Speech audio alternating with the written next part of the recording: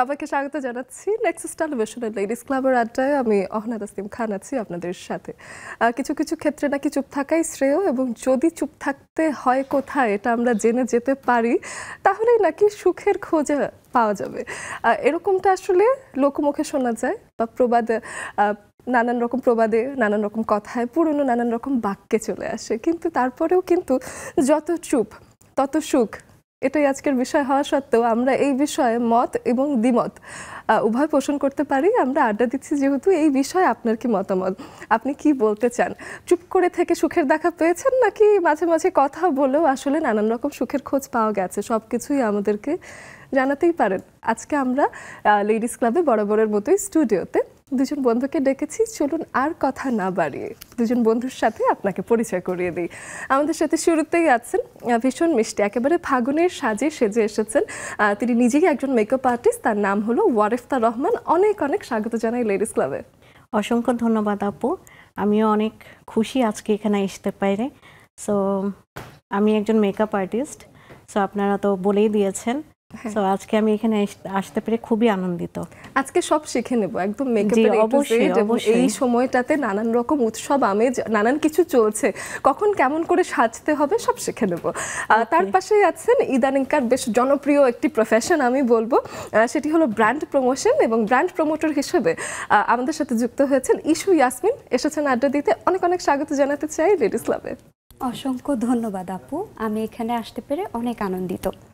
আজকে আসলে খুব আড্ডা দিতে চাই দুজনের সাথে। দুজনের ভেতরেই ফাগুনের একটা আমেজ আছে, এবং অনেক রঙে সুসজ্জিত হয়ে আমরা তিন নারী একসাথে এসেছি। আমার মনে হয় যে আমাদের এই সুসজ্জিত সাজের আড্ডায় আপনারাও পিছিয়ে থাকতে চাইবেন না, আপনারাও বরং আমাদের কাছে আসতে চাইবেন, গল্প করতে চাইবেন। কারণ লেডিস ক্লাব মানেই অসংখ্য নারীদের স্বতঃস্ফূর্ত আড্ডা। আপনাদের মনের কথাগুলো সব কিছু শুনে ফেলতে চাই আজকের দিনটায়। যত চুপ তত সুখ, মানেন নাকি মানেন না সেই বিষয়ে হব, নানান রকম মতবাদ শুনবো, আর সেই কথাটুকুই আসবো একটু পরে। ওয়ারেফতা, খুব সুন্দর একটা নাম। নামটার কি মানে? নামটার মানে হচ্ছে আকর্ষণ, অ্যাট্রাকটিভ।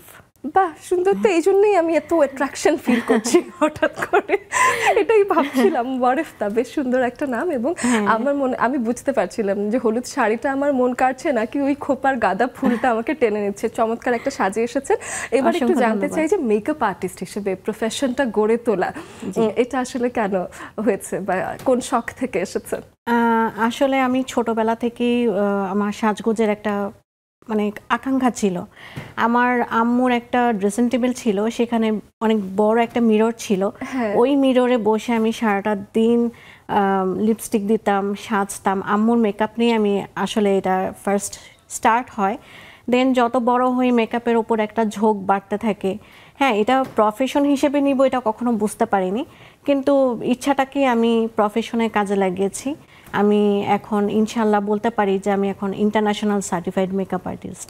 এটা বেশ চমৎকার, কারণ একটা সময় আমরা এমনও শুনেছি, এবং আপনি নিজেও শুনেছেন, আমি নিশ্চিত যে যখন আপনি ভেবেছেন যে আমি মেকআপ আর্টিস্ট হব, একদম শুরুতেই হয়তো খুব পজিটিভলি নেয়ার মানুষ অনেক কমই পেয়েছেন হয়তো। এক্স্যাক্টলি, তাই না? এক্স্যাক্টলি। অনেকে এটা মেকআপ আর্টিস্ট, এটা আবার কি পার্লারে কাজ করো, মানে এই টাইপের একটা বলতো। কিন্তু আসলে নিজের যে ইচ্ছাটা, ওইটাকে মানে কি বলবো, এটাকে আসলে নিজের ইচ্ছাটাকে নিজের প্যাশন হিসেবে নেওয়াটাই হচ্ছে কি আমার বড় একটা চ্যালেঞ্জ ছিল।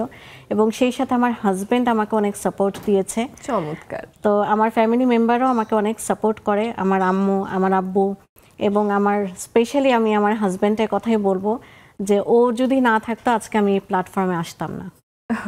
চমৎকার। আমি পুরো ব্যাপারটা নিয়ে শুনবো, আরো গভীরের গল্প শুনবো অবশ্যই। ইস্যু, মিষ্টি একটা নাম। ইস্যু নামটা ডাকতেই খুব আদর লাগে, বাবা মা খুব আদর করে মনে হয় নামটা রেখেছিলেন, তাই না? জি অবশ্যই। আচ্ছা, ব্র্যান্ড প্রমোশনের শুরুটা কবে? আচ্ছা, ব্র্যান্ড প্রমোশনের কাজটা আমি শুরু করেছি 2024-এর লাস্টের দিকে। আচ্ছা, এটার ইচ্ছা আমার ছোটবেলা থেকে অনেক আগে থেকে ছিল। এক বছর হয়নি, একদমই নতুন। আর সম্পূর্ণ পুরো বিষয়টাতে আমার আম্মুর অনেক সাপোর্ট আছে, দ্যাটস ওয়াই আমি আগাতে পেরেছি। মা কি করেন? আমার আম্মু হচ্ছে দেশের বাইরে থাকে, জর্ডানে। তো আমি এখানে নানা নানুর সঙ্গে বড় হয়েছি, তাদের সঙ্গেই থাকি, বাট মা ওখান থেকে তো সাপোর্ট দিচ্ছেই। মা দূরে থেকেও কখনো মায়ের দায়িত্বটা কম করছেন এমন না, মা ঠিকই মায়ের দায়িত্ব চালিয়ে যাচ্ছেন যেখানেই আছেন। মায়ের মনটাই হয় এরকম, মা কিন্তু যেখানেই যান না কেন মা তো মাই, তাই না? মা তো মাই। চমৎকার। ইস্যু একটু জানতে চাই যে ব্র্যান্ড প্রমোশনে ইদানিং আসলে কেমন দেখছেন যে এটা যে একটা অ্যাজ এ প্রফেশন এখন আসলে কি ধরনের ভ্যালু রাখে? যদি আমি এটাকে প্রফেশন ভাবে নিতে চাই তাহলে আমাকে যথেষ্ট টাইম দিতে হবে এটার পেছনে। যদিও আমি স্টুডেন্ট, আমার এখন একটু প্রবলেম হচ্ছে, কিন্তু ইচ্ছা আছে ভবিষ্যতে আমি প্রফেশন হিসেবে এটাকেই বেছে নিব। অ্যান্ড ব্র্যান্ড প্রমোশনের হচ্ছে আপনার নেগেটিভ সাইডও আছে, পজিটিভ সাইডও আছে, সব কিছু উপেক্ষা করে এগিয়ে যেতে হবে। তো খারাপ দিক তো প্রত্যেকটা জিনিসেরই থাকে, এখন ওটার আশায় পড়ে থাকলে তো হবে না, আমাকে তো আগাতে হবে। তো আমি ওই ইচ্ছা নিয়ে এগোতে চাচ্ছি। বাহ, আমরাও চাই যে একেবারে সদ্য নবজাতক একটা পেশায় আছেন এরকম মনে হচ্ছে, মানে খুবই এত ছোট একটা সময়। তারপরও যখন শুরু করি তখন আসলে প্রতিবন্ধকতাটা বেশি, একদম শুরুর দিকটাই মনে হয় একটু নড়বড়ে হলেও মনে হয় এই যে শুরু করলাম হচ্ছে না কেন, এই অস্থিরতাটা শুরুর দিকে হয়। কিন্তু যখন লেগে থাকবেন আমার কাছে মনে হয় যে কনসিস্টেন্সিটাই আসলে দিন শেষে উইনার। তো সেরকমই একটা ব্যাপার চলছে দেশে, হলো চ্যাম্পিয়ন্স ট্রফি শুরু হয়ে গেছে। আজকে একটা খুবই মহা গুরুত্বপূর্ণ ম্যাচ, সেটা হলো বাংলাদেশ ভার্সেস ইন্ডিয়ার ম্যাচ। বাংলাদেশ ইতোমধ্যে ব্যাটিংয়ে আছে, বেশ কটা উইকেট চলে গেছে, এবং ইন্ডিয়ার বিপরীতে যখন খেলা হয় তখন আসলে আমরা কি করি জানেন, আমরা একদম চুপ হয়ে যাই, বেশি কথা বলি না, চুপ হয়ে দোয়া করতে থাকি যে না চুপ করে খেলা দেখিয়ে দিতে হবে, এবং বাংলাদেশের ক্ষেত্রে যাতে সেটাই হয়। এবং আমাদেরকে কোনো না কোনোভাবেই, যেহেতু বাংলাদেশ টসে জিতেছে এবং শুরুতেই বাংলাদেশ ব্যাটিং নিয়েছে, একটা বিষয় থাকে চেস করার ক্ষেত্রে, যারা চেস করে তারা জিতে যায়, এরকম একটা ব্যাপার ছিল। তো শুরুতে বাংলাদেশ বোলিং নিলে অন্য একটা বিষয় ছিল, বাট বাংলাদেশ ব্যাটিং করছে এখন। তা আমাদেরকে এখন কোনো না কোনোভাবে ওই যে চেস যারা করে তারা জিতে যায়, এই থিওরিকে কাটিয়ে দিতে হবে। বাংলাদেশের জন্য অনেক শুভকামনা।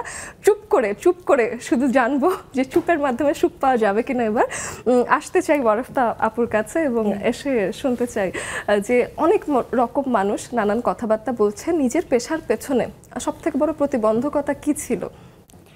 সবচেয়ে বড় ছিল হচ্ছে প্রথমেই অনেক বাধা আসে যে আচ্ছা এটাও করছি কেন, ওইটা করছি কেন, মানে আশেপাশের বিভিন্ন মানুষ অনেকেই অনেক কথা বলে যে তুমি তো মেকআপ আর্টিস্ট হয়ে গেছো, কিন্তু এখনো তো তোমার কিছু দেখছি না, শুধুই তুমি একটার পর একটা সার্টিফাইড হয়ে যাচ্ছ, কিন্তু তোমার তো আমি কোনো ক্লায়েন্ট দেখছি না, তোমার স্টুডেন্ট দেখছি না। সো এরকম অনেক কথা আমি শুনতে হয়েছে, এবং চুপচাপে আমি কথাগুলো শুনতে, পেছনে লেগেই থাকে, তাই হ্যাঁ লেগেই থাকে কিছু মানুষ। তো আশেপাশেরই মানুষ থাকে কিছু, এটা দূরের কেউ হয় না, এরা আশেপাশেই থাকে। সো তুমি কেন এত সার্টিফাইড হচ্ছ, এত টাকা খরচ করছো, টাকাগুলো নষ্ট করছো, তুমি তো কিছুই হচ্ছ না। ইনভেস্ট করার বিষয়টা আসলে এই থিওরিতে তারা বিশ্বাসী না, তারা শুধু রেজাল্ট দেখতে চায় যে আমি কেন এখনো মানে সামনে আসছি না বা সবার পরিচিতি পাচ্ছি না বা কিছু। তো যখন আল্লাহর রহমতে আমি স্টার্ট করলাম, আল্লাহর অশেষ মেহেরবানিতে আমি যখন আমার বিজনেসটা স্টার্ট করলাম মেকআপ আর্টিস্ট হিসেবে সো তখন দেখলাম যে অনেকেরই মুখ বন্ধ হয়ে গেল, এবং তখন তারাই আমার সামনে এসে বলছে বা তুমি তো অনেক সুন্দর কাজ করছো, তোমার কাজের তো অনেক প্রশংসা হচ্ছে, তুমি আজকে মেকআপ আর্টিস্ট, কালকে ব্র্যান্ড প্রমোটার, আবার আরেকজনের সাক্ষাৎকার নিচ্ছ, তুমি তো অনেক এগিয়ে যাচ্ছ। মানে তাদের মুখে আমি দুই রকম কথা শুনছি। তা আমি সবসময় চুপচাপ হেসে তাদেরকে অসংখ্য ধন্যবাদ জানিয়েছি। ক্ষেত্রে আজকের বিষয়টা একেবারে বেশ ভালো রকম খেটে গেছে, কারণ আপনি যখন মানুষ পেছনে পড়েছিল আপনি শুধু চুপচুপ করে দেখছিলেন যে তোমরা বলতে থাকো, আমি কাজে দেখিয়ে দেব, এবং এখন ওনারাই চুপ হয়ে গেছেন। হ্যাঁ, এখন ওনারাই চুপ হয়ে গেছেন, এখন ওনারাই দেখছেন। আজকে হয়তো সবার সামনে ওনারাও আমাকে এভাবে দেখছে যে আমি আজকে এখানে এসেছি, আপনাদের সাথে কথা বলছি। সো এটাও একটা আমার তাদের উদ্দেশ্যে জবাব। এবং we are not pointing anyone out, যারা বলেছে তারা তো নিজেরাই জানে, তাই না, যে আমি কি বলেছি আবার ওকে আমি কোথায় দেখছি। তো আমার কাছেও এটা মনে হয় যে শুধু নিজের কাজে মনোযোগ দিয়ে চলে যাওয়া এবং নিজের কাজটা ঠিকঠাক মতো করতে থাকা, পেছনে যে যাই নানান রকম প্রতিবন্ধকতার দিক না কেন, দিন শেষে আসলে কাজই কথা বলবে, নিজের বেশি কথা বলার প্রয়োজন নেই। ইস্যুও তাই মনে করেন কি? হ্যাঁ, আমিও আপুর সঙ্গে সেম মতে আছি, কারণ আসলে আমি যখন ব্র্যান্ড প্রমোটারের শুরুতে আমার কাছের কিছু মানুষ অনেক ধরনের কথা বলতো, লাইক কি বলতো, আমি একটু শুনি। বলতো এই পেশাটা খুবই খারাপ, এখানে অনেক স্ক্যাম হয়, এসব কারা করে, এই পেশাতে যদি তুমি যাও তুমি চাইলেও তুমি ভালো থাকতে পারবে না, মানে মানে সামথিং অনেক কিছু ব্লাবলা। তো আমার কথা হচ্ছে আমি যদি ভালো থাকতে চাই তাহলে আমাকে খারাপ করবে এটা কি? মানে কে খারাপ করবে? You are promoting a brand. আমি তো বুঝতে পারছি না এখানে কি খারাপ কিছু মানুষ থাকে এখানে একদমই মানে এই প্রফেশনে যারা আছে তারা খারাপ। আমি জানি না, এটা তো আমি যেটা জানি, আমি নিজেও আসলে বেশ কিছুদিন এটা ওটা প্রমোট করি নানান কারণে। তো সেই ক্ষেত্রে আমি দেখেছি যে আমি যদি ঘরেও বসে থাকি, ঘরে বসেও ব্র্যান্ড প্রমোশন করা যায়, তাহলে এটাতে খারাপটা করতে কোথায় মানুষ আসবে? আমরা তো ঘরে বসে কাজ করছি, তাই না? আমরা ঘরেই বসে আছি, ঘরে বসে আমরা স্টুডেন্ট করাচ্ছি, আমাদের ক্লায়েন্ট আসছে, তাদেরকে মেকওভার করে দিচ্ছি। আমার অনেক ক্লায়েন্ট আছে। হ্যাঁ, অনেক সময় দেখা যায় যে অনেক আপুরা আছে যে হিজাবি আপুরা থাকে, একটু ধার্মিক থাকে, যে আমি ছবি তুলতে চাই না বা আমি হচ্ছে গিয়ে ক্যামেরার সামনে আসতে চাই না, তাদেরগুলো পেজে দেওয়া হয় না বা তাদের পিকচার পোস্ট করা হয় না। তার মানে তো এই না যে আমি কাজ পাচ্ছি না বা কাজ করছি না। সো এটাই আর কি। তো এখানে চুপচাপ থাকাটাই আমি মনে করি শ্রেয়, যে একটা সময় তারা জবাবটা পেয়ে যাবে। ব্র্যান্ড প্রমোশন যখন ইস্যু শুরু করলেন, তখন যখন দেখলেন, কোনটা আসলে আপনার মনে হলো যে এই যে 2 দিন শুরু করেছেন, সাথে সাথেই তো কাজ পাননি, তো শুরু করার স্ট্র্যাটেজিটা কি ছিল? শুরুতে আমি যখন শুরু করি প্রথম থেকে নেগেটিভ কিছুই আমি পাই। আগে তো আমার নেগেটিভ বলতে হচ্ছে, প্রথমত আমি তো আগে কিছুই বুঝতাম না, ধরতে গেলে কিছুই বুঝি না, তো কোনটা ফেক কোনটা রিয়েল এটাও বুঝতাম না। হ্যাঁ, তো আস্তে আস্তে এরকম অনেক কথা বলি, একের পর এক হচ্ছে আমার মন ভেঙে যায়। মানে আমি ভাবি এই বুঝি আমি পেয়ে গেছি কাজ, হ্যাঁ এবার করে দেখাই দিব যে আমি এটা ভালো ভালো কাজ করতেছি, আমি পেয়ে দেখাই দিব। কিছু মানে 2 দিন কথা বলার পর দেখি ফেক, উল্টাপাল্টা অফার করে। এরকম করতে করতে আমার আবার মাইগ্রেনের প্রবলেম আছে, তো আমি খুব চিন্তা করতাম কি ব্যাপার, যদি খারাপই হয় তাহলে এত মানুষ কিভাবে এই সেক্টরটাতে কাজ করতেছে, তাই না? তো আমি অনেক মানে আমি বলছি কি যে আমার মা বলতো তুমি যখন একটা কাজ করবা সেটা যতক্ষণ না সেটা তুমি হাসিল করতে পারবা তুমি সেটার পেছনে পড়েই থাকবা। হ্যাঁ, আজকে তুমি পারলা না, ছেড়ে দিলা, হবে না, তোমাকে এটার পেছনে পড়ে থাকতে হবে। এই লেগে থাকার পরে কবে কি হলো এইটা আমি একটু শুনবো বিরতি থেকে এসে। একটা বিরতির সময় হয়ে গেছে। অবশ্যই এরই ফাঁকে আপনারা যে যেখানে আছেন না কেন, শুধুমাত্র লেডিস ক্লাবের প্রতি ভালোবাসা থেকে, আমাদের প্রতি ভালোবাসা থেকে জুমের মাধ্যমে যুক্ত হয়ে যাবেন আমাদের সাথে, এটাই আশা করছি। নিয়ে নিচ্ছি একটা বিরতি।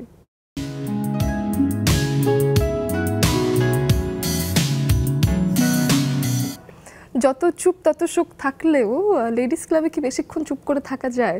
এখানে এসে চুপ করে থাকার গল্পটাও কথা বলেই আসলে বলতে হবে। আপনারা স্ক্রিনে দেখছেন জুমের আইডি এবং পাসওয়ার্ড, সেটা দেখে চলে আসতে হবে আমাদের সাথে আড্ডা দিতে। আমাদের এই আয়োজন আপনি একই সাথে দেখছেন আপনার টেলিভিশনে এবং দেখছেন আমাদের ফেসবুক পেজ নেক্সাস লাইফস্টাইলে এবং সাথে আমাদের ইউটিউব চ্যানেল নেক্সাস টেলিভিশনে। দুটো জায়গাতেই আপনারা কিন্তু সোশ্যাল মিডিয়ার এই দুটো জায়গাতে আমাদেরকে স্বতঃস্ফূর্তভাবে দেখতেও পাচ্ছেন। সেখানে মন্তব্য করলে আমরা সেখান থেকে মন্তব্য টুকে আপনার মতামত নেওয়ারও চেষ্টা করছি অবশ্যই। আর সাথে জুমে তো আড্ডা হবেই, জুমের আড্ডা কেউ মিস করবেন না। সকল নারী বন্ধুদেরকে আমন্ত্রণ দিচ্ছি যাতে এসে গল্প করতে পারেন। পুরুষ বন্ধুরা টেলিভিশনের ওপারে বসে দেখবেন, আমাদেরকে মন থেকে সাপোর্ট করবেন। এবং যেমনটা কথা বলছিলাম ইস্যু আপনার কাছে এসে, সেটা হলো যে এই যে লেগে থাকার পরে মানে দেখি যে কেউ না কেউ তো করছে, তারপরে কি হলো? আচ্ছা, তো লেগে থাকার পর আমি বিভিন্ন গ্রুপের সঙ্গে অ্যাড হই, যেখানে হচ্ছে আমাদের ব্র্যান্ড প্রমোশন নিয়ে কাজ হয় বা সেই সম্পর্কে আইডিয়া দেওয়া হয়। সেখানে লেগে থাকার পর আমি ফেক কিছু পিপলও দেখি, আবার রিয়েল কিছু পিপলও দেখি। ওটা দেখতে দেখতে আস্তে আস্তে কথা বলি। আমি কিন্তু 2-3 মাস টানা ওইটার পেছনেই পড়ে থাকি। অবজার্ভ করছি। তারপরে আমি দেখলাম যে আগে তো বুঝতে পারতাম না যে কোনটা ফেক, কিন্তু এখন দেখলেই বুঝে যায় ও ফেক, ওকে ব্লক মারো, ব্লক মেরে দিই ডিরেক্ট। হ্যাঁ, তো এরকম করতে করতে আস্তে আস্তে আমার পরিচিত কিছু ফ্রেন্ড হয়, তাদের মাধ্যমে হচ্ছে যেমন হচ্ছে আমার প্রথম কাজ থাকে কোহেলিকা একটা পেজের সঙ্গে, তাদের শাড়িগুলো খুবই সুন্দর। সেখানে অয়ন ভাইয়ার সঙ্গে আমার প্রথম কথা হয়। দেন আমি যখন শুটে যাচ্ছিলাম আপু, আমার খুব ভয় কাজ করতেছে যে আল্লাহ এখানে তো স্ক্যাম হয়, যদি আমার সঙ্গে কিছু হয়ে যায়। তো যখন গেলাম তখন অয়ন ভাইয়ার ওয়াইফ স্নেহা আপু, সে বললো, সে ফোনে ছিল, তুমি ভয় পেও না, চলে আসো। তখন তো আমি আরও রিল্যাক্স হলাম। তারপরে যাওয়ার পর ওইভাবেও কিন্তু স্ক্যাম ওইভাবে হয় বাইরে। হ্যাঁ হ্যাঁ তারপর আমি গেলাম, ভাবলাম যে আল্লাহ ভরসা, যা খুশি হয়ে যাবে।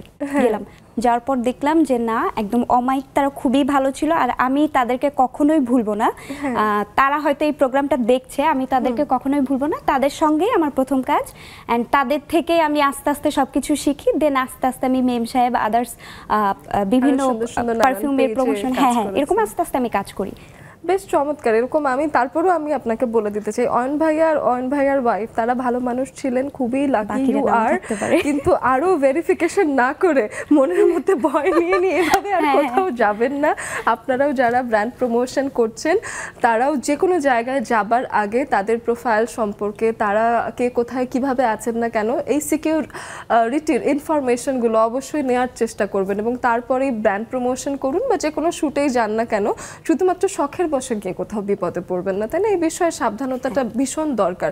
এদিকে মেকআপ আর্টিস্ট প্রফেশনেও কিন্তু নানান জায়গায় গিয়ে মেকআপ দিতে হয়। তো হতেই পারে যে কেউ একজন আপনাকে বললো যে মেকআপের কন্ট্রাক্ট আছে, অমনি আপনি চলে গেলেন, গিয়ে একটা বিপদে পড়ে গেলেন। তো এই জিনিসটা মেনটেন করেন কিভাবে? আচ্ছা, আমি এখানে মেনটেন করি, প্রথমত আমি কোথাও যে মেকআপ করি না। সবাইকে আমি সাজেস্ট করি আমার ভেন্যুতে আসতে, আমার জায়গায় আসতে। আমার জায়গায় আসলে যেটা হয় যে আমি কমফোর্টভাবে তাদেরকে মেকওভারটা দিয়ে দিতে পারি।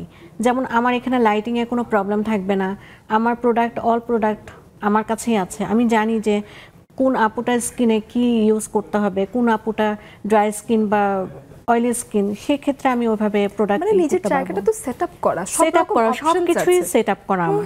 সো আমি ওইভাবেই কমফোর্ট ফিল করি। আমি বাইরে গেলে কিন্তু লাইটিংটাও অ্যাডজাস্ট হয় না বেশিরভাগ দিন, একদমই অ্যাডজাস্ট হয় না। কারণ আমাদের যে লাইটিংটা আর বাইরে যে লাইটিংটা, ওটা আকাশ পাতাল তফাৎ থাকে। সো দেখা যায় যে আমি যে লাইটিংয়ে আমি কাজ করি, সেই লাইটিং যদি না পাই, সেক্ষেত্রে আমারও প্রবলেম হয়ে যায়। অনেকের বাড়িতে হেডরেস্ট করা যায় না, মেকআপ দেওয়া যায় না, কিছু করা যায় না। তো আমি আমার বাসায় সম্পূর্ণ আমি আমার সেটআপ করে নিয়েছি। সো সবাই, আমি বলবো যে আমার এখানে আসো। তো সবাইকে আমি এটাই সাজেস্ট করি যে আমার ভেন্যুতে তোমরা আসো। এটা বেশ চমৎকার করেন। তো তারপরও অনেক মেকআপ আর্টিস্ট আছেনই যাদেরকে আসলে যেতে হয়। তো ওই যে আসলে ওই ভেরিফিকেশন করার ক্ষমতাটা নিজের মধ্যে ডেভেলপ না করলে, আমি সবাইকে ওভাবেই সাজেস্ট করতে চাই যে আপনারা যদি কনফিডেন্ট না হন, মনে ভয় নিয়ে কোথাও যাওয়া ঠিক না। অ্যাকচুয়ালি আপু, এখানে ওটা আমার প্রথম টাইম ছিল। হ্যাঁ, এটা আরেকটা কথা কি, এখানে আসলে অনেকেই ফেক থাকে। এখন সহজে কিন্তু আমরা বুঝতে পারি না যে কে রিয়েল কে ফেক।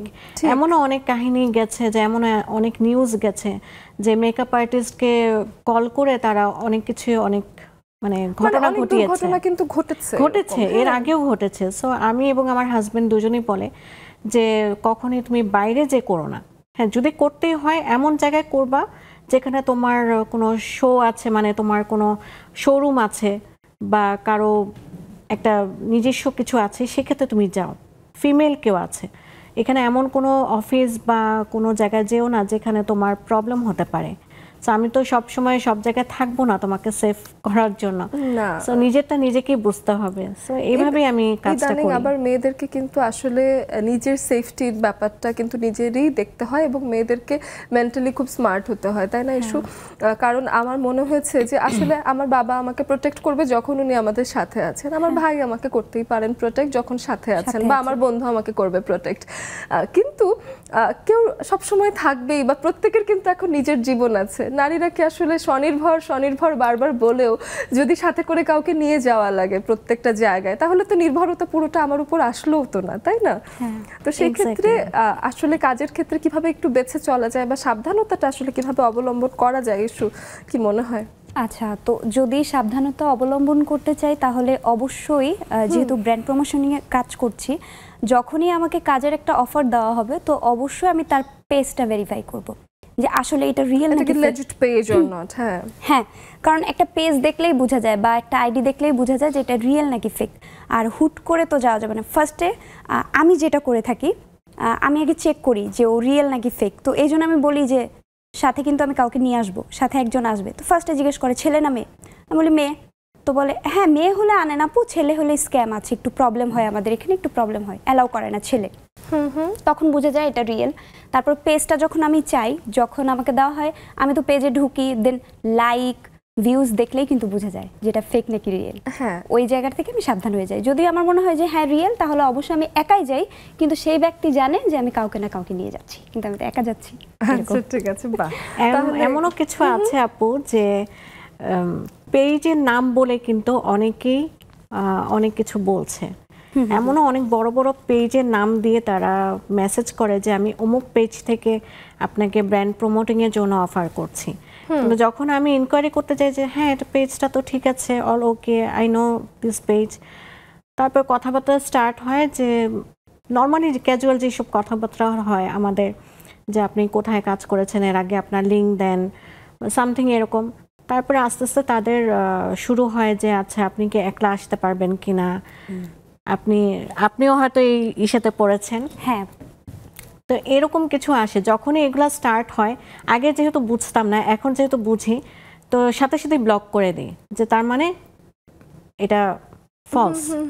তো তারা এমনও হয় যে অমুক বড় বড় পেজের তারা ওনার সেজে তারা কল করে বা মেসেজ দেয়।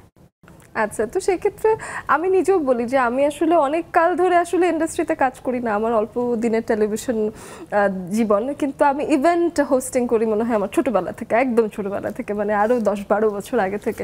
তো তখন যেমন প্রথম দিকে মার সাথে যেতাম, মাকে নিয়ে যেতাম, আমার মা কিন্তু চাকরিজীবী, তাকে তারপরে বলতাম ছুটি নাও, চলো আমি ইভেন্ট করবো, সেরকম মাকে ছুটি নিয়ে নিয়ে যাওয়াতাম। এখন এত বছর পেরিয়ে গেছে, এখনও মনে হয় মা না গেলে আমার ভালো লাগে না, তো আমি সাথে করে মাকে নেবই।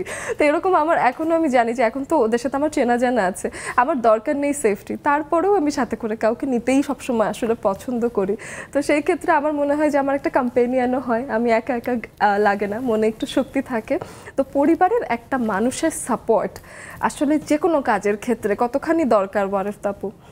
এটা অবশ্যই অনেকখানি প্রয়োজন, আমি এটা মনে করি। কারণ আমি স্পেশালি আমার ক্ষেত্রে যেটা বলবো, এই যে আমি আজকে এখানে আসছি, আমি আমার 2 বাচ্চাকে কিন্তু আমার আম্মুর কাছে রেখে আসছি। তারা যদি সাপোর্টিভ না হতো অবশ্যই আমি এখানে আসতে পারতাম না। বা আমি আমার লাইফ করি বা যে কোনো আমি কোনো মনে করেন যে ব্রাইড সাজাচ্ছি বা কোনো কাস্টমারকে ডিল করছি, সেক্ষেত্রে কিন্তু আমি সেই সাপোর্টটা যদি না পাই সেটা কিন্তু হতো না। এখানে ফ্যামিলির কিন্তু অনেক বড় একটা অবদান থাকে, স্পেশালি বাপ মা যাদের সাথে আমি থাকি, আমার আব্বা আম্মা এবং আমার হাজব্যান্ড, তারা যদি বলতো যে না তুমি এখানে যেতে পারবে না বা তুমি এটা করতে পারবে না, তাহলে কিন্তু এটা আজকে আমি করতে পারতাম না। তারা অবশ্যই আমাকে অনেক অনেক সাপোর্ট দেয় দেখে আমি আজকে এই পর্যায়ে আসছি, আলহামদুলিল্লাহ। আমি সবার কাছেই বলবো যে ফ্যামিলির সাপোর্টটা অসংখ্য, মানে খুবই দরকার। এটা ছাড়া আসলে কখনোই সম্ভব না আগানো। একদমই, কিন্তু কিছু মানুষ আবার দেখা যায় কি, যারা পরিবারের সাপোর্ট পানো না, এবং আমাদের যেমন প্রিভিলেজটা আছে, আমি বলবো এটা একটা বিলাসিতার মতোই, যে আমাদের পরিবার আমাদের সাথে আছেন বা কেউ না কেউ একজন মাথার উপর ছায়া হয়ে দাঁড়াচ্ছেন, পাশে আছেন। কিন্তু এমন অনেক মানুষ আছেন যারা সাহায্য পাচ্ছেন না, সেই সাপোর্টটা পাচ্ছেন না, তারা কি থেমে যাবে?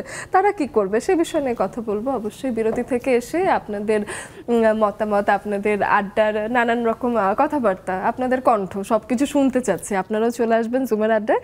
ফিরে আসছি ছোট্ট একটা বিরতির পর।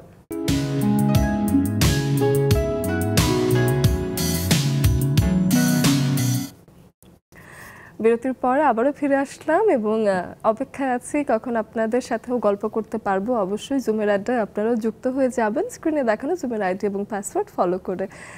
আমরা এদিকে বলছিলাম যে অনেকে তো সাপোর্টই পায় না, তো অনেকে আসলে চুপচাপ সেই কষ্টটা হয়তো মনের ভেতর সহ্য করতে থাকেন দিনের পর দিন। বাবা মার ছায়া পাওয়া, বাবা মার বদলে একটা বন্ধুর ছায়া পাওয়া বা একটু সাহায্য পাওয়া বা একটু ওই মানসিক শক্তি, আমি বলি না যে সবাইকে ফিনান্সিয়ালি সাহায্য করতে হবে, যে কে কয় টাকা দিয়ে আমাকে সাহায্য করেছে, কিন্তু ওই যে মানসিক একটা কথা যে আমি আছি তোমার পাশে, এই কথাটা বলারও অনেকের পাশে কেউ থাকে না। সেখান থেকে একটু শুনি যে আসলে কিভাবে মনে হয় যে তারাও এগিয়ে যেতে পারে, কি করা উচিত? আচ্ছা, প্রথমত যদি অদম্য ইচ্ছা থাকে তাহলে অবশ্যই আগাতে হবে। কে পাশে থাকলো কে থাকলো না সেটা দেখার বিষয় না, কারণ কেউ সবসময় পাশে থাকবে না। এখন কাউকে যদি পাশে রাখার চিন্তা করে আমি সামনে না আগাই, তাহলে কিন্তু আমি আগাতে পারবো না। তো আমার আগাতে হলে আমার নিজেকেই আগাতে হবে, নিজেকেই যুদ্ধ করতে হবে, নিজের লড়াইটা নিজেকেই লড়তে হবে। একদম এই দিকে চমৎকার। বরফ আপুর কাছে শুনি একটু। আচ্ছা, আমার দেখা একজন আপু আছেন, উনিও মেকআপ আর্টিস্ট। সো ওর কথা আমি বলতে গেলে বলবো যে ওর সাপোর্ট করার মতো কেউই নাই। মানে একদম টোটালি কেউ নাই, ও নিজের ইচ্ছায় যতটুক আসছে ওইটুকুই ওর জন্য, মানে কি বলবো, অনেক মানে উতরায় চড়াই দিয়ে ও আসতেছে। মানে খুবই কষ্ট করে ও এত একটা লাইফ করতেছে, আপনার মেকআপ আর্টিস্ট হিসেবে স্ট্যাবলিশ হওয়ার চেষ্টা করতেছে। ওকে সাপোর্ট করার কেউই নাই, তো খুব কানাকাটি করে যে আমাকে যদি একজন কেউ সাপোর্ট করতো তাহলে আজকে আমি এখানে থাকতাম না, আর একটু উপরে উঠতাম। সো সেক্ষেত্রে বলবো যে সবার ক্ষেত্রে এটা সেম হয় না, অনেকেই মানে কাছের মানুষের সাপোর্ট পায় না, এটা আসলেই খুবই দুঃখজনক। আসলেই তাই। এবং কিছু মানুষ জানেন আমাদের জীবনে তারা এক্সিস্ট করেন, নিজের ব্যক্তিগত জীবন সম্পর্কে বলছি না অবশ্যই। কিছু মানুষের জীবনে এটা হয় যে কারো জীবনে এমন কিছু মানুষ আছেন অথচ তারা সাপোর্ট করছেন না, কিন্তু যতভাবে টেনে ধরা যায় টেনে ধরবেন, সাপোর্ট দেওয়ার সময়টাই কিন্তু তারা নেই। এই মানুষগুলোর জন্য আমার, যাদেরকে সাপোর্ট করছে না তাদের জন্য না, যারা আসলে সবার কাজে ডিস্টার্ব করেন, সাপোর্ট দিতে পারেন না, এই মানুষগুলোর জন্য আমার খারাপ লাগে যে তাদের ব্রেনে আসলে চলেটা কি। আমাদের ফেসবুকে বলছিলাম যে নেক্সাস লাইফস্টাইল পেজ থেকে লাইভ হচ্ছে, সেখানেই মাহমুদা খুশি আমাদেরকে লিখেছেন, আসসালামু আলাইকুম, অনেক সুন্দর প্রোগ্রাম। মাহমুদা খুশি অবশ্যই জুমের আড্ডার মাধ্যমে আমাদের সাথে যুক্ত হবেন, যেমন করে এই যে দেখেন আমাদের সাথে কত মানুষ যুক্ত হয়েছেন। শারমিন আপু আমার ভীষণ পছন্দের একটা মানুষ, অসম্ভব মজার কেক বানায় তিনি। আমার খুব বিশেষ একটা দিনে এত এত এত সুন্দর করে, এত যত্ন করে একটা কেক বানিয়ে দিয়েছে, এমন একটা মানুষ নেই যে কেকটা খেয়ে প্রশংসা করেনি। তো এই মানুষটার কাছ থেকে আপনারা কেক খাবেন সবার আগে, সেটা বলে দিলাম। এবারে শারমিন আপুর কাছে আসি, শারমিন আপুর কাছে এসে শুনি যে আপু, যত চুপ তত সুখ, এই কথার মর্মার্থ কি আপনার জীবনে? আসসালামু আলাইকুম সবাইকে। চুপ থাকলে তো আপু সব সময় মানে সবার জন্যই ভালো, কিছু কিছু জায়গা আছে একদম আবার চুপ থাকলেও প্রবলেম হয়ে যায় আমাদের সবার। মানে তবে আমি ব্যক্তিগতভাবে বিভিন্ন জায়গায় একটু চুপ থাকতেই চেষ্টা করি, দেখি আসলে কি হচ্ছে, একটু বুঝতে চেষ্টা করি, তারপর আস্তে আস্তে একটু আগাই। মানে নতুন পরিবেশগুলোতে বা বিভিন্ন জায়গায় একটু চুপ থাকতে চেষ্টা করি। আর হচ্ছে ফ্যামিলি সাপোর্টে যেটা মানে এতক্ষণ আলোচনায় শুনলাম, সেটা হচ্ছে আমারও ঠিক একই অবস্থা। ফ্যামিলি সাপোর্টে আমি এত দূর আসতে পেরেছি, না থাকলে হয়তো বা এতটুকু আসতে পারতাম না। এই ফ্যামিলির মানুষগুলো আসলে এত চমৎকার, তারা জানেন না হয়তো যে তারা আসলে একটুখানি আমি তোমার কাছে আছি, সাথে আছি, এই কথাটা বলে আমাদেরকে কত সাহস যোগাচ্ছেন। এটাই আমাদের জন্য অনেক বেশি, অনেক বেশি। আর কিছু লাগে না আমাদের কিন্তু আসলে অনেক বেশি কিছু প্রয়োজনও নেই, তাই না শারমিন আপু? অনেক ধন্যবাদ। এদিকে রুনা লায়লা আপু আছেন। রুনা লায়লা আপু, আপনি আমাদের সাথে কথা বলুন। রুনা লায়লা আপু, অন্ধকার ছেড়ে আলোতে আসুন, আপনাকে আমি দেখতে পাচ্ছি না, আপনার সুন্দর চাঁদ মুখটা ছায়াতে ঢাকা পড়েছে, আপনি একটু আলোটা, হ্যাঁ এই যে চাঁদ মুখটা ঢাকা, এটা আমি তাও দেখলাম এখন। ঠিক আছে ঠিক আছে, রুনা লায়লা আপু আপনার কাছে এসে আজকের বিষয়ে কিছু শুনে।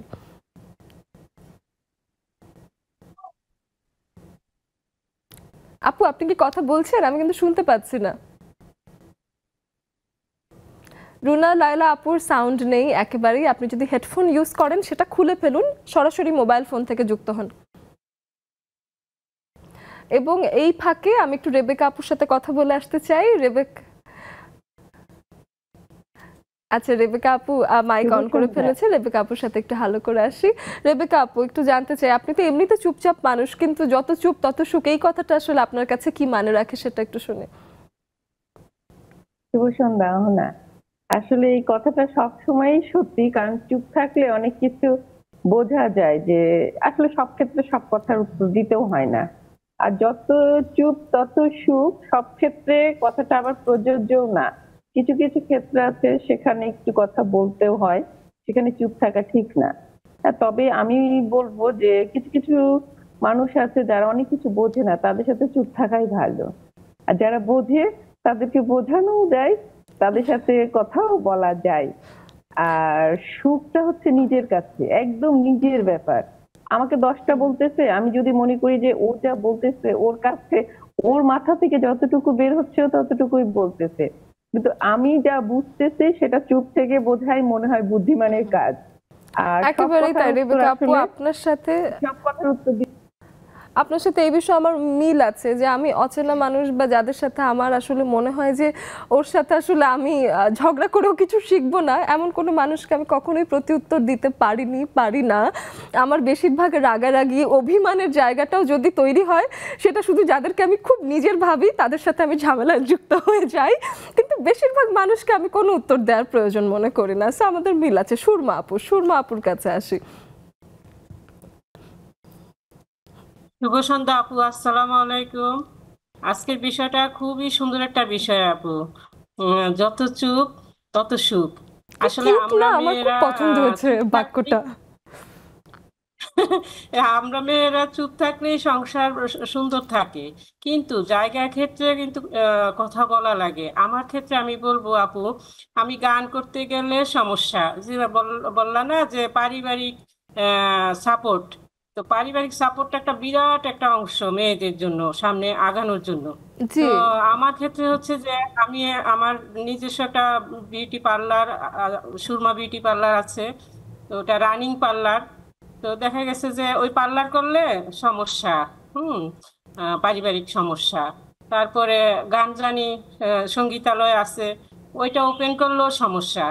যেটা বলতেছিলাম যে পারিবারিক সাপোর্ট, মেয়েদের এই যে পারিবারিক সাপোর্টটা যে আমরা পাচ্ছি না, যার জন্য আমরা প্রতিটা পদে পিছিয়ে আছি। হ্যাঁ, তো এই জিনিসগুলা বড় একটা ক্ষতির দিক মেয়েদের আগানোর দিকটা। আর আমি আজকে আগাইতে পারতেছি কেন? আমার হয়তো নিজস্ব বুদ্ধিমত্তার কারণে। আমি ফেসবুকে কন্টিনিউ, আমার ফেসবুক রানিং রাখি আমি। ফেসবুকে আমি ছবি আপলোড করি, তারপর গান দিচ্ছি, তারপরে আমি যাই করতেছি কর্মকাণ্ড, আমার ফেসবুকে আমি 3 জায়গায় যোগাযোগ রাখছি, আমার শ্বশুর বাড়ি, বাবার বাড়ি, ইভেন আমার বন্ধু বান্ধবী সার্কেল সব মিলে। তো ওইভাবে আমি এখন আমার গানের জগতেও আগাইতে পারতেছি, তারপরে আমার পার্লারের ক্ষেত্রেও আমি আগাইতে পারতেছি।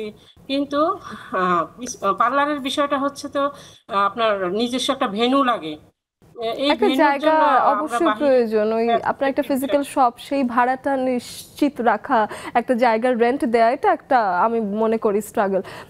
আপুর ইয়েটা মানে জায়গাটা একটু সরে গেছে, তো সুরমা আপুকে আমি আরেকবার রিচ আউট করবো। আমি হোসনারা আপুর মাইকে যেহেতু অন আছে তার কাছে একটু চলে যাই। আপু, আমি জানতে চাই যে আসলে বেশিরভাগ জীবনের সময় আসলে সহ্য করেই কেটে গেছে কিনা, বা চুপ করে থেকেই শুনে গেছেন কিনা, এমন সময়টা আসলে সবসময় হয় নাকি প্রতি উত্তর করা হয়?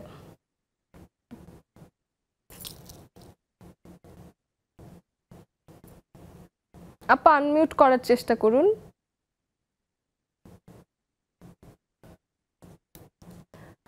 আর রুনা লায়লা আপু, এখন কি কথা বলতে পারছেন? আমি একটু রুনা লায়লা আপুর ভয়েসটা শোনার চেষ্টা করি।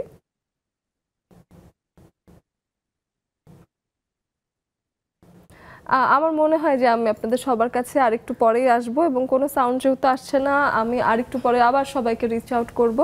আবার যদি একটু স্টুডিওতে এসে আমাদের দুজন বন্ধু আছে তাদের সাথে কথা বলি। তা আমি একটু জানতে চাই যে আসলে ওয়ারিফ আপু, আর কিছুদিন আগে আমরা জানতাম না যে মেকআপ আর্টিস্ট হওয়াটা এটা এত জনপ্রিয় একটা প্রফেশন হবে। এখন আমার কাছে মনে হয় যে অন্য যে কোনো প্রফেশনের থেকে একদিনে আপনি 4টা বউ সাজালেন, একদিনে 4টা বউ সাজালেন, তখনই কিন্তু দেখেন মাসে কিন্তু দিন শেষে এটা কিন্তু যে কোনো চাকরিরও বেতন না, তাই না? তো এই যে এই বিষয়টাকে আসলে এখন যে সময় বদলেছে, এবং মেকআপ আর্টিস্ট এটা যে আসলে একটা অনারেবল প্রফেশন, সেই বিষয়ে আপনি কি বলবেন?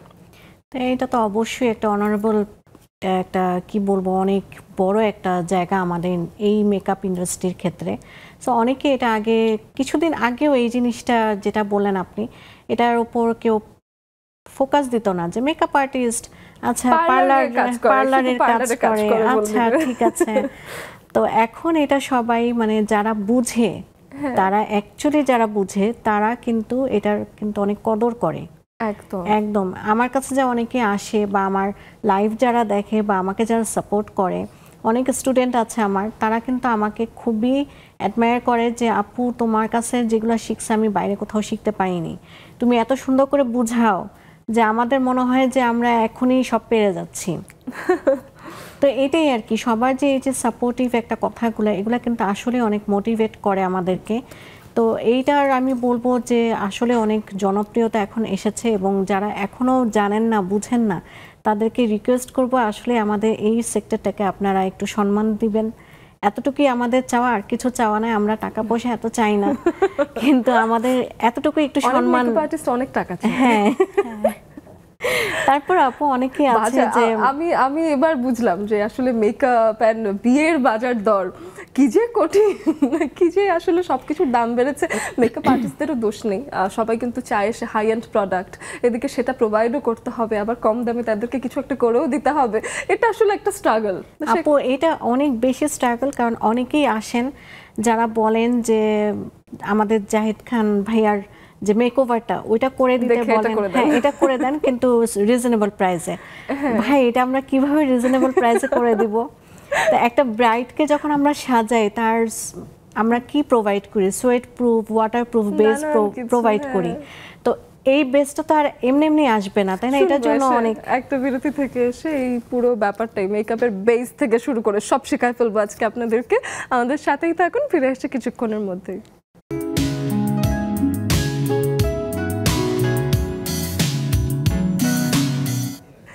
বিরতির পরে সবাইকে আরো একবার স্বাগত জানাতেই চাই। এবং এই সময়টায় যখন চলে এসেছি, আমাদের হাতে আর কতটুকু সময় আছে? বেশি কি সময় আছে? না, আমাদের হাতে খুব কম সময়। আমরা যতজন বন্ধু আছে জুমের আড্ডারও যারা যারা আছেন না কেন, সবার কাছে কিছু না কিছু শুনতে চাই। বেস মেকআপে ছিলাম, একটু সেখানে যদি আসি যে বেস মেকআপ আমরা চাচ্ছি খুব সুন্দর, একদম সারাদিন কাঁদবো চলে যাবে না, হাসতে থাকবো স্মাইল লাইন্স পড়বে না, কিন্তু এই মেকআপটাও আবার লাগবে আমাদের খুব রিজনেবল প্রাইস। কি করে দেয়া যায়? আসলে এটা এভাবে দেওয়া পসিবল না, কারণ আমাদেরও একটা লিমিটেশন আছে যে আমরা একটা কাজ করি, আমরা নিজেরাও শিখে আসছি এভাবে। সো আমরাও একটা অ্যামাউন্ট দিয়ে শিখেছি। সো অনেক আপুরা আছে যে বলে আপু রিজনেবলের মধ্যে খুব ভালো বেস হতে হবে, যেটা কানলেও চলে যাবে না। কিন্তু রিজনেবলের মধ্যে তো আসলে আমাদের এরকম বেস নাই। হ্যাঁ, পার্টি মেকআপ আপনারা করতে পারেন, সেক্ষেত্রে কোনো সমস্যা নেই, কিন্তু ওই যে বেস মেকআপটা যেটা টানলে চলে যাবে না, মেকআপ উঠে যাবে না, তারপর ঘামলে আমরা যেমন দরদর করে ঘামি, সেই ঘামটা হলে মেকআপ উঠে যাবে না। সো এটার আসলে কোনো রিজনেবল আমাদের কাছে নাই, আমি বলবো। সো ওইভাবে কিছু জিনিস আসলে just basically logic and science, সেটা আসলে আপনি কয় কোটি টাকা দিয়ে করতে পারবেন বলেন? এটা আসলে সম্ভব না। কিছু জিনিস টাকা দিয়ে কেনা যায় না। হ্যাঁ, সেটা দিয়ে টাকা দিয়ে কেনা যায় না, এটা আসলে করে নিতে হয়, একদিনে এটা হয় না। যারা মেকআপ আর্টিস্ট আছেন অনেকেই আছেন, সো আমার সাথেও সবাই একমত হবেন যে এটা আসলে কোনোভাবেই সম্ভব না। আর হ্যাঁ, অনেকে বলে যে আমি চুলকাচ্ছি, আমার মেকআপ উঠে যাচ্ছে। তো চুলকালে তো উঠবেই ভাই, এটা তো উঠবেই, এটা তো প্লাস্টিক কিছু না। এই যে আমি এখন মেকআপ করে আসছি, এটা আমি যদি এইভাবে চুলকাই তাহলে এটা উঠেই যাবে। তো এটা নিয়ে তো আসলে কমপ্লেনের কিছু নাই, এটা বুঝতে হবে সবাইকে। আসলে এই বিষয় নিয়ে আমরা আরেকদিন আড্ডা দিব, ঠিক আছে? আমার মনে হচ্ছে আরো অনেক কিছু বলার আছে, কিন্তু আমরা শেষের দিকে চলে এসেছি। আমি জানতে চাই যে ইস্যু, আগামী 5 বছরে নিজেকে কোথায় দেখেন, কি করার প্ল্যানিং আছে নিজের জীবন নিয়ে?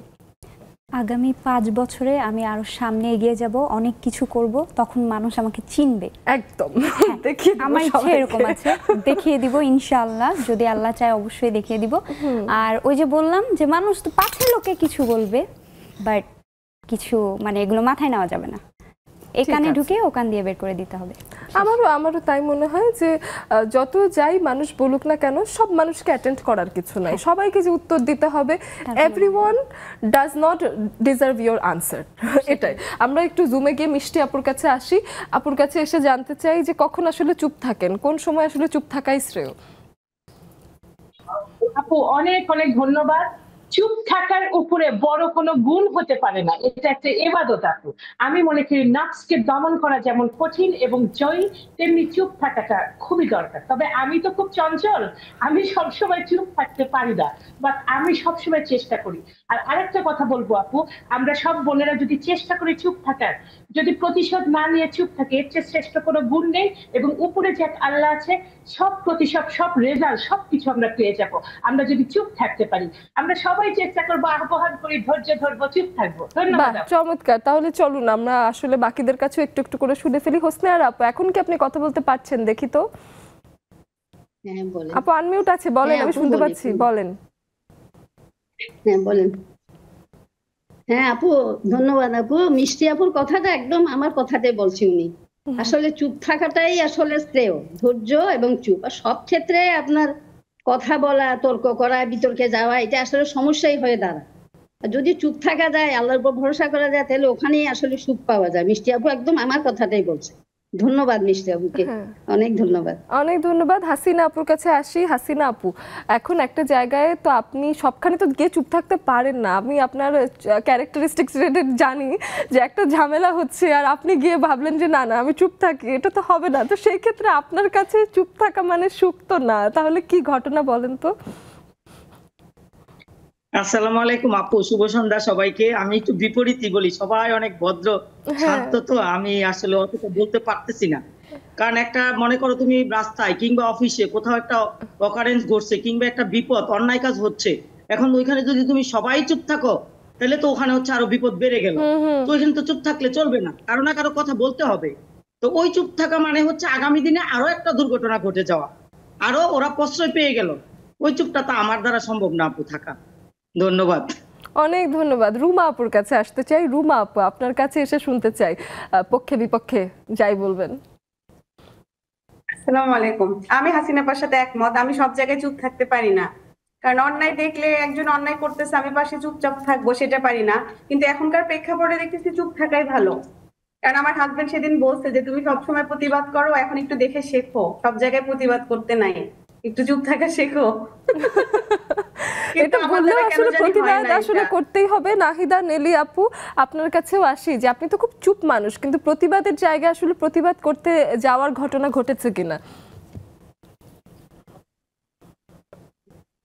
আপু আমি নাহিদা, নেলি আপু শোনেনি, মমি আপু বলে দেন। হ্যাঁ মমি আপু বলেন। আপু কিছুই শোনা যাচ্ছে না, তারপরে আমি বলছি আপু। আপনি বলেন মমি আপু, আমি শুনতে পাচ্ছি, আপনি বলুন।